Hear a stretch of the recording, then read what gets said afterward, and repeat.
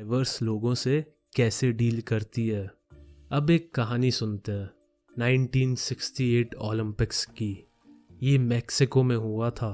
दो लोग, Tommy Smith और जॉन कार्लोस, जो 200 मीटर रेस में फर्स्ट और थर्ड आए थे, उन्होंने एक स्टंट मारा था।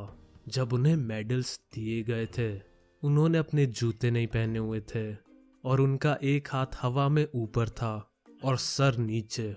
तो ये पोज उन्होंने अमेरिका में हो रहे ब्लैक लोगों पे अत्याचार को दिखाने के लिए बनाया था। उनके जूते ना पहनना ब्लैक लोगों की गरीबी दिखाता था और उनका एक काला ग्लव पहनना और मुट्ठी बंद करना ब्लैक लोगों की यूनिटी को रिप्रेजेंट करता था। और ये दोनों खुद भी ब्लैक थे। ये लड़ाई थी इक्वालिटी के लिए। ब्लैक्स चाहते थे उन्हें भी वाइट लोगों की तरह इक्वली ट्रीट किया जाए। ये लड़ाई स्लेवरी के खिलाफ थी और इस लड़ाई को सेकंड पोजीशन पे आने वाले नॉर्मन, जो कि एक वाइट था और ऑस्ट्रेलिया से था, उसने भी इसको सपोर्ट किया। उसने अपना सपोर्ट एक ह्यूमन राइट्स वाला बैच पहन के दिखाया। इसके बाद उन दोनों के मेडल्स को वापस ले लिया गया और नॉर्मन को ऑस्ट्रेलिया ने अगले ओलंपिक्स खेलने से रोक दिया। खैर, जो भी हो, इनका प्लान सक्सेसफुल हो गया। इसके बाद पूरे वर्ल्ड का अटेंशन यूएसए पर आ गया था और सब लोग यही डिस्कस करने लग गए थे कि यूएसए में ब्लैक्स पे इतना अत्याचार क्यों हो रहा है। तो ये थी इनकी कहानी। वैसे कुछ भी कहो, पोज अच्छा था। और अब यहाँ यूएसए में ब्लैक और वाइट को इक्वली ट्रीट किया जाता है और अब सब लोग डैब करते रहते हैं। आज का टॉपिक है डी से डैब।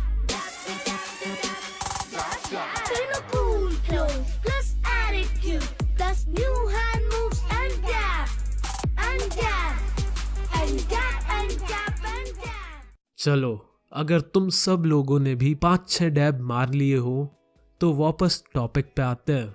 तो यारो, ये सोशल डिफरेंसेस 2 कारणों से आते हैं। पहला कारण तो होता है एक्सीडेंट ऑफ बर्थ, जैसे हमारे स्किन कलर के बेसिस पे या जेंडर के बेसिस पे।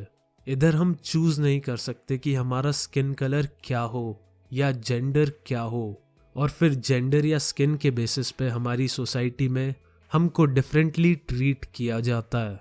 दूसरा कारण है जिससे हमारी सोसाइटी में सोशल डिफरेंसेस आते हैं, वो बेस्ड होता है हमारी चॉइसेस पे।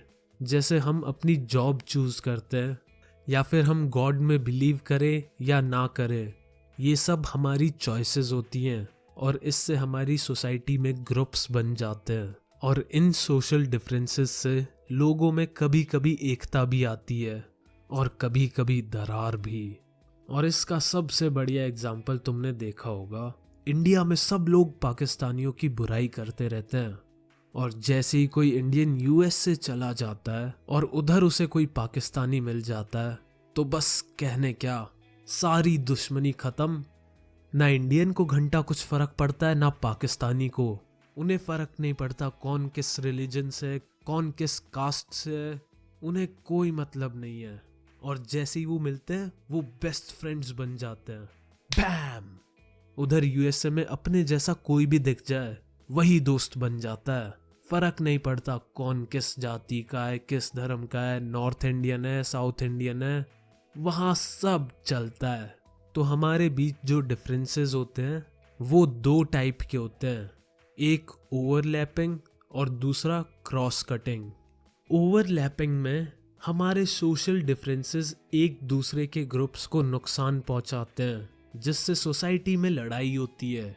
एग्जाम्पल के तौर पे यूएसए में ब्लैक्स और वाइट कम्युनिटी को देख लो। वाइट्स ब्लैक पे अत्याचार करते थे और उन्हें नुकसान पहुंचाते थे, जिससे सोसाइटी बट गई।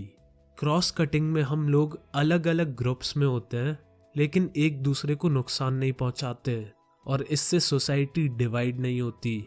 जैसे नीदरलैंड में जो कैथोलिक्स और प्रोटेस्टेंट्स थे वो दोनों अलग अलग थे लेकिन वो एक दूसरे को नुकसान नहीं पहुंचा रहे थे। वो दोनों ही कम्युनिटी इक्वल थी। लेकिन सेम सिचुएशन नॉर्दर्न आयरलैंड में भी थी। यहाँ पे भी यही 2 ग्रुप्स थे, कैथोलिक्स और प्रोटेस्टेंट्स। पर यहाँ सोसाइटी डिवाइड हो गई। क्योंकि इधर कैथोलिक्स गरीब थे और प्रोटेस्टेंट अमीर। चलो अब हम भी इस चैप्टर को यहीं हाफ में डिवाइड कर देते हैं और मिलते हैं अगले एपिसोड में।